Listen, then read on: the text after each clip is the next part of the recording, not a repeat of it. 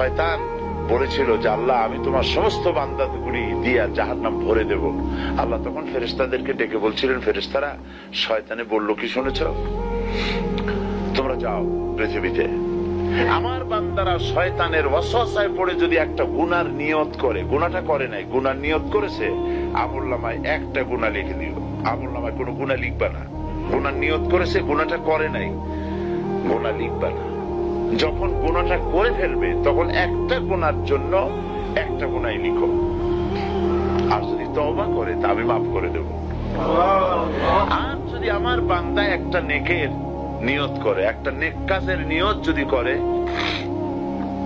তাহলে কাজটা করে নাই, নেক কাজের নিয়ত করেছে, হজে যাবে নিয়ত করেছে, যায় নাই, যেতে পারেনি, এখনো দান করবে এখনো করে নাই, নিয়ত করেছে, আমলনামায় একটা নেকি লিখে দিবা। আর যখন নেকের কাজটা করা হবে তখন 10টা গ্রেস মার্ক লাগাই দিবা, 10 গুণ বাড়াই দিবা।